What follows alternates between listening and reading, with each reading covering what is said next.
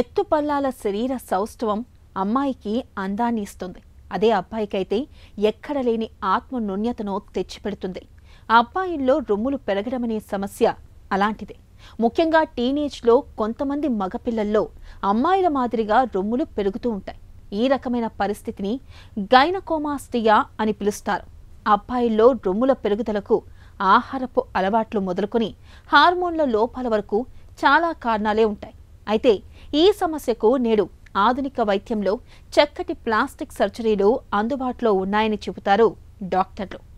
Gynaecomastia సమస్య గురించిన పూర్తి వివరాల్ని ఇప్పుడు తెలుసుకుందాం.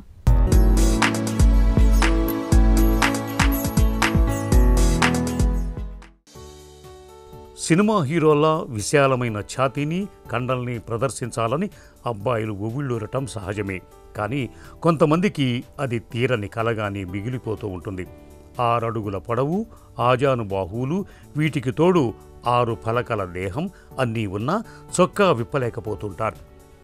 టీషర్టులు, బిగుతైన చొక్కాల్ని ధరించలేకపోతుంటారు. ఈ సమస్యలకు కారణం విశాలమైన ఛాతీ ఉండాల్సిన చోట అమ్మాయిల మాదిరిగా రొమ్ములు పెరిగి ఉండటమే. కొంతమంది అబ్బాయిల్లో కనిపించే ఈ రకమైన సమస్యను డాక్టర్లు గైనకోమాస్టియా అని పిలుస్తారు. అబ్బాయిల్లో అంతులేని ఆత్మన్యూనతను తెచ్చిపెట్టే రొమ్ముల పెరుగుదలకు కారణాలను వివరిస్తున్నారు డాక్టర్. గైనకోమాస్టియా అంటే యూజువల్గా మేల్స్లో బ్రెస్ట్ టిష్యూ అనేది ఉండదండి. Presence of breast tissue in males is gynaecomastia. యూజువల్గా మేల్స్లో అది రుడిమెంట్గా ఉంటుంది, ఒక థిన్ ప్లేట్ లాగా ఉంటుంది, అది కనిపించదు. అది కానీ ప్రెజెన్స్ ఉందనుకోండి, దాన్ని గైనకోమాస్టియా అంటాం. యూజువల్గా మోస్ట్ ఆఫ్ ద గైనకోమాస్టియా అనేది ఫిజియలాజికల్ ఉంటుందండి, కొంచెం ఇడియోపాథిక్ ఉంటుంది, ఆల్మోస్ట్ 90%. టీనేజర్స్లో కానీ మనం అడల్ట్స్లో అదంతా most of it is physiological. మనం ఎనీ పెథలాజికల్ అనేది ఏంటంటే ఎల్డర్లీలో చూస్తాం because of some disease conditions. But అడల్ట్స్లో కానీ టీనేజర్స్లో కానీ it's more like physiological or idiopathic. Puberty time అప్పుడు ఏంటంటే ఈస్ట్రోజన్ అండ్ టెస్టోస్టెరాన్ ఇంబ్యాలెన్స్ వల్ల, టోటల్ ఇంబ్యాలెన్స్ కాదు, కొంచెం ఇంబ్యాలెన్స్ ఆ టైం పీరియడ్లో కొంచెం ప్రొలాంగ్ అయినా ఈ గైనకోమాస్టియా లాగే ఈ టీనేజర్స్ ప్రజెంట్ అవుతారు. ఇక్కడ చూడండి, సాధారణ స్థితికి భిన్నంగా అబ్బాయిల్లో ఎలా రొమ్ములు పెరిగాయో. అబ్బాయిలో కనిపించే ఈ సమస్యలో రొమ్ముల్ని తక్కువగా ఉన్నవి, మధ్య రకంగా ఉన్నవి, పూర్తిగా స్త్రీలలో మాదిరిగా ఉండేవని 3 రకాలుగా గుర్తించారు. ఈ విశ్లేషణకు అనుగుణంగానే లైపోసక్షన్ చేసి కొవ్వును తొలగించటం లేదా రొమ్ము చుట్టూ ఉండే కండరాల్ని సర్జరీ సాయంతో ఇప్పుడు చాలా తేలికగా తొలగించవచ్చు. సంప్రదాయ పద్ధతుల్లో లైపో లేదా సర్జరీ చేసినప్పుడు రొమ్ముల దగ్గర చర్మం తిత్తుల మాదిరి వేలాడటం లేదా రొమ్ము కింద ముడత అలాగే ఉండిపోవటం, రొమ్ముల దగ్గర మచ్చలు, చర్మం ఉబ్బెత్తుగా మారటం వంటి సమస్యలు మిగిలిపోయేవి. దీంతో ప్లాస్టిక్ సర్జరీ చేయించుకున్నప్పటికీ అబ్బాయిలకు మానసిక వ్యధ అలాగే ఉండిపోయేది. అయితే ఈ సమస్యలకు కూడా నేడు ఆధునిక ప్లాస్టిక్ సర్జరీలో చక్కటి పరిష్కారం దొరుకుతోంది.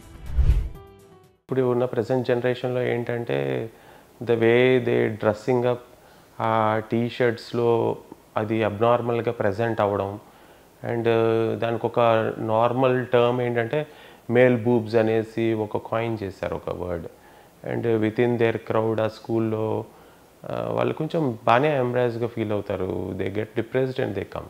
యూజువల్గా if it is very big అండి, and there are like different grading of gynecomastia.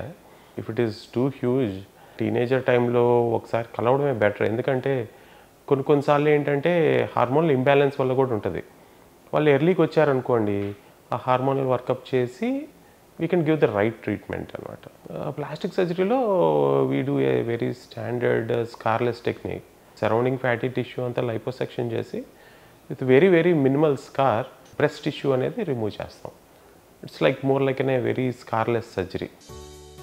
అబ్బాయిల్లో ఛాతీ భాగంలో పెరిగిన రొమ్ముల్లో సంప్రదాయ తరహాలో చర్మంలోని కొవ్వును, కండర కణజాలాన్ని తొలగించినప్పుడు ఆ భాగంలో తిరిగి కొవ్వు పేరుకునే అవకాశం ఉంటుంది.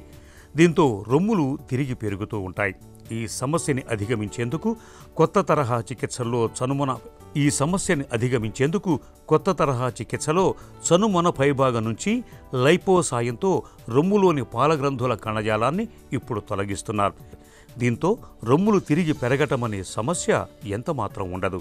అలాగే చనుమొన నుంచి రొమ్ము లోపలి భాగంలోకి వెళ్లి లైపో సాయంతో కొవ్వును కణజాలాన్ని తొలగించటం వల్ల రొమ్ము కింది భాగంలో మచ్చలు మిగిలిపోవటం, ముడతలు రావటం అనే సమస్యలు బాగా తగ్గిపోయాయి.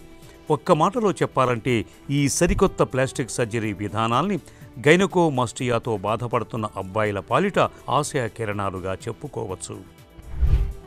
It's almost like an day care surgery అండి. They come in the morning, మధ్యాహ్నం సర్జరీ చేయించుకుంటారు అండ్ ఈవినింగ్ వెళ్ళిపోతారు. ఒక 2-3 డేస్తో ఫాలోఅప్లో వస్తారు. సర్జరీ తర్వాత యూజువల్గా ప్రెషర్ గార్మెంట్ అని ఉంటుంది. అది ఒక 2 వీక్స్ 3 వీక్స్ టైం అట్లా వేసుకోవాలి. Very second day or third day వాళ్ళు నార్మల్ యాక్టివిటీకి వెళ్ళిపోవచ్చు. అంటే ఆఫీస్ వర్క్ అయితే వెరీ సెకండ్ డే వెళ్ళిపోతూ ఉంటారండి. సర్జరీ అనేది it's like a complete treatment అండి. Complete removal of the gland will be done. Definitely to boost your confidence. ఇప్పుడు ప్రెజెన్స్ సొసైటీలో you need to present yourself. And if you are embarrassing with some abnormal chest మీరు సరిగ్గా present చేయలేకపోతే definitely it's an day care surgery and a scarless surgery. Get the treatment done and you can just walk away. అబ్బాయిలో రొమ్ముల్ని తొలగించేందుకు సంప్రదాయక పద్ధతిలో liposuction లేదా surgery చేసినప్పుడు చాలామందిలో ఛాతీ భాగంలో మచ్చలు మిగిలిపోవటం, చర్మం తిత్తులాగా కిందకు వేలాడుతూ ఉండటం, రొమ్ముల కింద ముడతలు అలాగే ఉండిపోవటం, కొయ్య కండలు పెరగటం వంటి సమస్యలు కనిపించే అవకాశం ఉంది. అయితే ఇటీవలి కాలంలో డాక్టర్లు చర్మంపై పెద్దగా కోతలు పెట్టకుండా మినిమల్ ఇన్వేజివ్ పద్ధతిలో ప్రత్యేకమైన టెక్నిక్లను పాటిస్తూ సర్జరీ చేయటం వల్ల మచ్చలు, ముడతలు, కీలాయిడ్ల వంటి సమస్యలకు దాదాపుగా తెరపడింది.